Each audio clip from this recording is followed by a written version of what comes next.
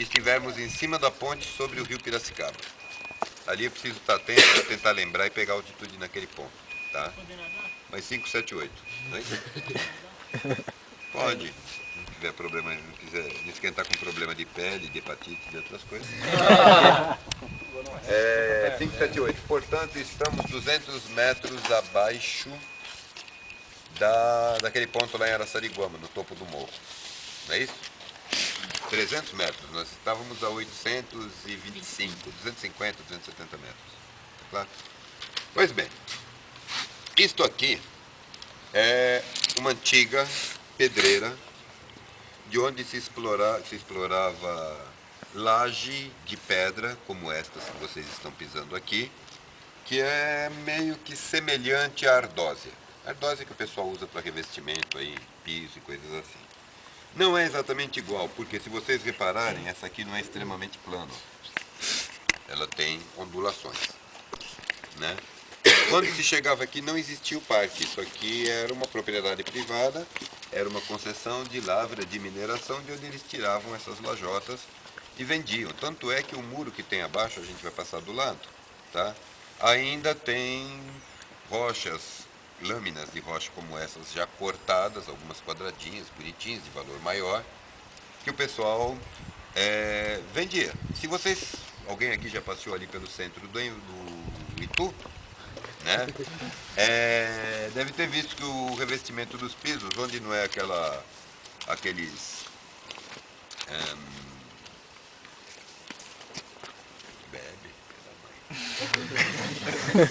mosaicos com desenhos de estado de São Paulo, essa coisa toda, é esse tipo de piso, principalmente ali no centro histórico, próximo ao Museu da República, próximo à igreja principal lá no centro da cidade, tá? Então, quer dizer, isso aqui até um tempo atrás tinha, sim, de fato, um valor comercial e era explorado para vender como lajota, até que alguém, se não sei se da geografia ou da geologia, descobriu isso aqui, fez um levantamento e descobriram que esse tipo de rocha aqui, tá, ela é muito rara, é um relicto, uma relíquia, que nos permite chegar a uma série de conclusões sobre a história geológica desse lugar aqui, através dos indícios tirados dessas rochas. A gente vai falar um pouco sobre isso logo mais. Quando se soube disso, houve todo um trabalho de embargar a lavra, fechar a mineração, o município desapropriou essas terras e implantou um parque, criou essa infraestrutura. Aterrou algumas áreas, construiu caminhos, banquinhos. Ali na frente vai ter banheiro para quem precisar dar uma passada, tem água de beber. E lá em cima, depois que a gente fizer mais 2 outras discussões aqui dentro, em outros pontos, a gente vai ter uma lanchonete lá, dá tempo de tomar uma água, se alguém quiser pegar uma latinha gelada, tudo bem, porque a nossa parada seguinte é o almoço, tá bom? A gente não vai comer aqui. Primeiro porque aqui não tem muita ímpeto para receber a gente, é salgadinho. Fizeram algumas interferências que do ponto de vista paisagístico são interessantes, são atrativos, qualidade cênica. É bem coisa de arquiteto que gosta muito desse tipo de coisa, né? Mas criaram algumas coisas que não existiam aqui, que do ponto de vista da geologia e da geografia são extremamente nocivas ao tipo de rocha que tem aqui.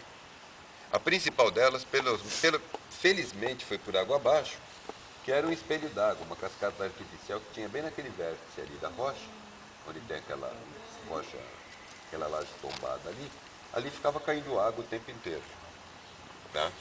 Como a gente já discutiu em outras paradas, a água é um elemento extremamente nocivo à perpetuação das rochas. É ela que degrada, é ela que ataca as rochas e decompõe as rochas. Tá? Pois bem, se vocês perceberem nessa parede, vocês veem o que vocês podem, o que chama atenção de imediato? Bateu os olhos aí. Parece pra colocar das placas em cima da As outra. camadas simétricas. Bem definidas. Bem retinhas, né? Perfeitamente, a gente não percebe curvatura nenhuma, não há nenhuma ruptura nessas camadas, elas são contínuas. Aqui começa com uma determinada espessura lá naquela Até faz uma ponta, curvinha ali. vai até o outro lado com a mesma espessura, né? Uma outra coisa que chama atenção é que a gente percebe que há umas ranhuras verticais, assim, perpendiculares às camadas. Isso daí é marca da mineração, era onde camada por camada do pacote todo e descendo. como o limite da escavação estava nesse ponto, formou esse paredão.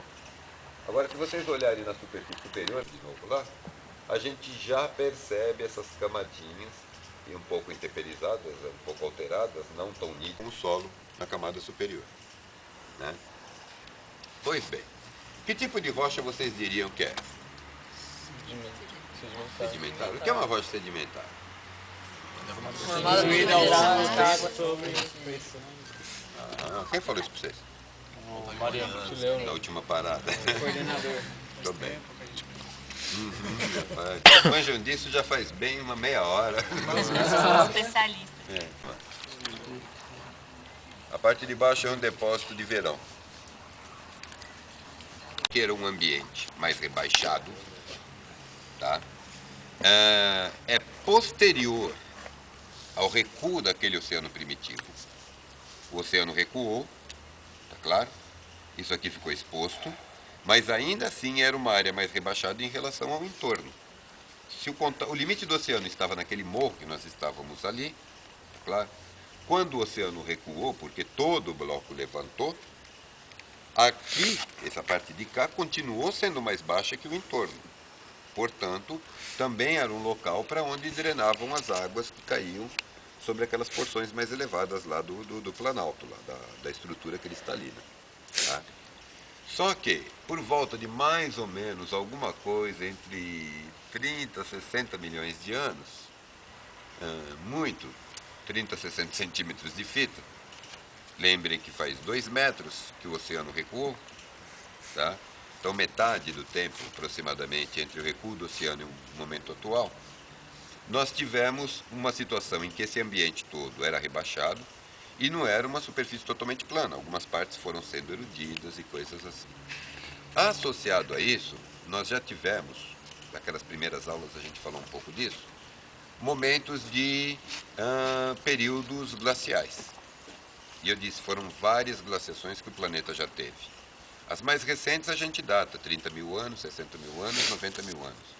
Mas a gente teve períodos glaciais, que não dá nem para contar, muito anteriores, portanto, lá da época das dezenas de milhões de anos. Ainda lá no Mesozoico, por exemplo. Tá? E aí? Aí que houve um momento na história, definido aí entre 30 e 60 milhões de anos no passado, em que esta região aqui passava por um momento glacial, período glacial, muito frio. Né? Naquela época, nós tínhamos aqui, nesse local especificamente, não um clima tropical, mas um clima temperado. Temperado no sentido pleno da palavra, aquele com estações do ano muito bem definidas. Verão quente, úmido, inverno frio e neve, gelo, temperaturas abaixo de zero. Tá? Quando vivíamos esse momento, esse local que a gente pisa era, naquela época, um grande lago. Provavelmente porque, quando o mar recuou e criou essa zona rebaixada, deve ter havido aí o leito desse antigo oceano, deve ter tido uma porção mais côncava, que não drenou toda a sua água e continuou sendo abastecido pelas águas que caíam no entorno. Isso manteve esse lago por alguns milhares de anos. Nesse período em que isso aqui era um lago, numa situação climática como essa, o que é que acontecia?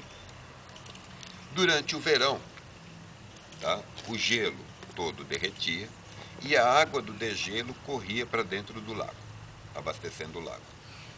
Ao correr para o lago, essas águas das encostas próximas arrastava para dentro do lago partículas de sedimentos de rochas que foram escavadas do entorno. Então havia o aporte de sedimentos, acúmulo de sedimentos no lago, e por estar esse lago no momento de verão com a sua superfície exposta ao vento, existia alguma energia nessa água que turbilhonava essa água. Consequentemente, nesse momento, em função da energia que essa água tinha, pouquinha, porque é um lago, lago é quase sempre água parada. Mas se você tem vento na superfície, isso aciona um pouco a água.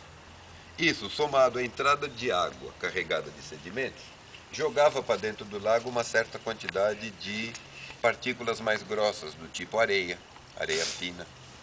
E esse material que chegava no lago, decantava e se depositava revestindo o fundo do lago durante o verão. O problema é que durante 6 meses do ano, ou um tempo equivalente, a temperatura caía e a superfície do lago congelava totalmente. Quando congela a superfície do lago, param 2 processos. Natal, filha da puta desse. Tem que começar desde o rock? início. Perdeu a gravação. Perdeu o Playboy. Vamos explicar do início pra você. Não se conforma. Quando o lago estava recoberto por gelo, 2 processos desses eram interrompidos. Primeiro, aporte de água e chegada de sedimento. Parava de chegar sedimento, por quê? Porque não corria mais água. E o gelo arrasta partículas, mas num processo mais lento, através de geleira, blocos e coisas do tipo. Então, em relação ao lago, parava aporte de sedimento, parava acúmulo de sedimento no fundo. Mas como a superfície estava toda coberta de gelo, a água estagnava totalmente, parava toda a energia, porque não tinha sequer o vento para poder fazer uma marolinha nesse lago. Aí ficava, durante alguns meses, uma espessa camada de gelo cobrindo o lago, a água imediatamente abaixo do gelo totalmente parada, não havia aporte de sedimentos, mas existia vida nesse lago. Micro-organismos, alguns peixinhos, não é peixe nem sei, peixe sim, provavelmente. Mas algas, matéria orgânica que durante o verão proliferava no lago, quando ele cobria de gelo, uma boa parte dessa matéria orgânica morria e ficava em suspensão na água.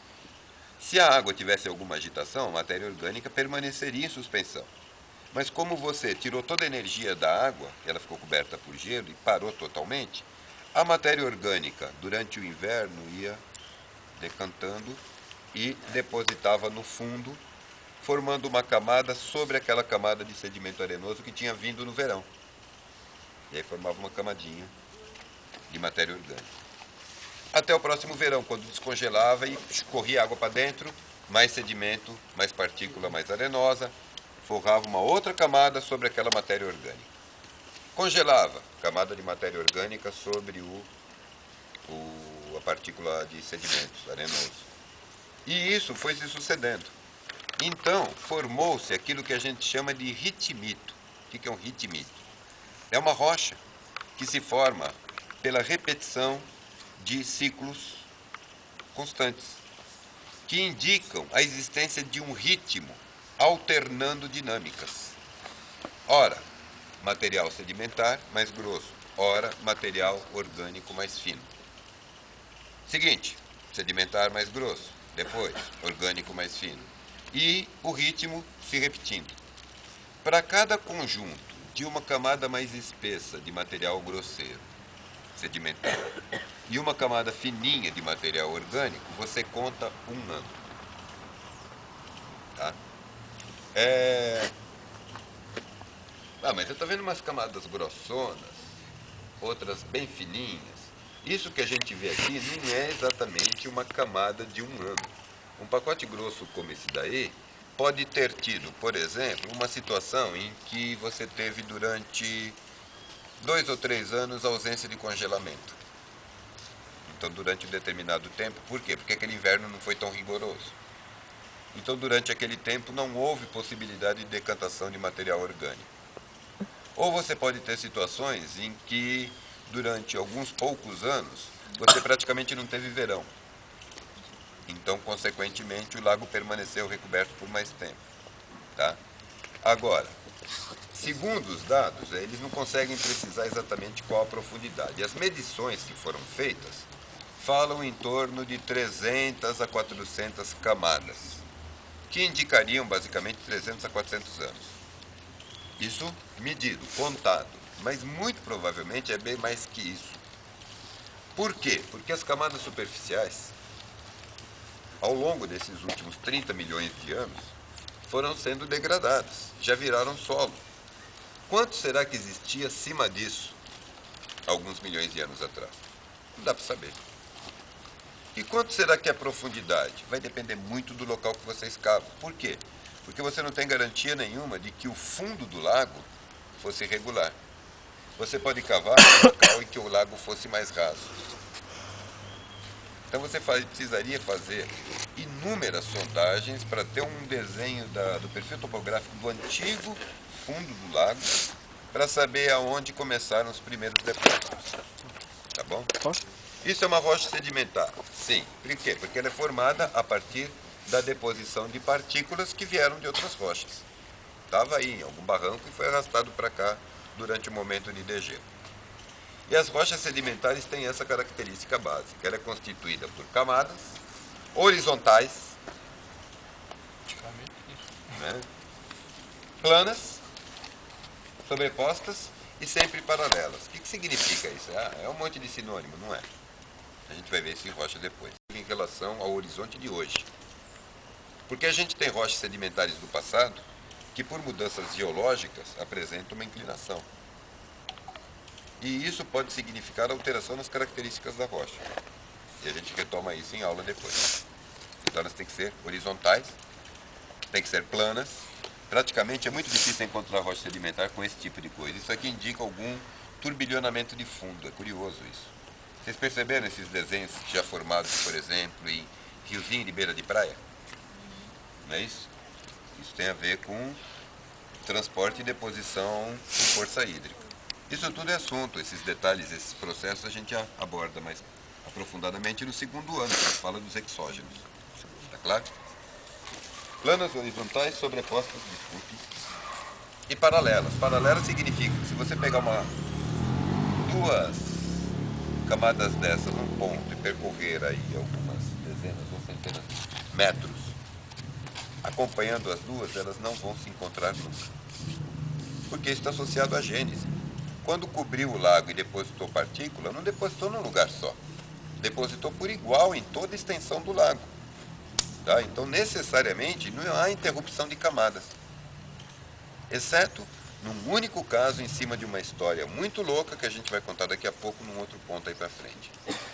Que tem uma marca de um evento que teria acontecido há milhões de anos e que está lá impresso. É um registro arqueológico. A gente só não pode dizer que é fóssil porque é mineral, registrando um fato que ocorreu em cima desse lago numa certa feita, num certo momento de degelo. É curioso o que tem lá, tá bom? Alguma dúvida, algum comentário? Professor, repete para mim, como essas rochas são sempre horizontais, formadas por camadas? Camadas horizontais sobrepostas, né? Planas horizontais paralelas. Vamos ver essa oscilação, conseguimos formar essa oscilação. Isso daí provavelmente é porque esse local que foi tirado isso aqui, esses fragmentos, devia estar próximo a um ponto de chegada de água de um dos contribuintes do lago. Então a água chegava com alguma energia, perdendo essa energia, e nesse chegar ela tem o mesmo princípio daqueles riozinhos que você vê desaguando na areia da praia, que forma essas ranchinhas. Tem a ver com a energia. O fato de ter elevado a água num ponto significa que quando ela vencer esse obstáculo, ela vai escavar o ponto seguinte. Então, essa elevação de um lado é que provoca o escavamento logo em seguida. É coisa muito em escala microscópica, mas a geografia tem um pouco isso. O que você percebe no micro, você tem no macro também.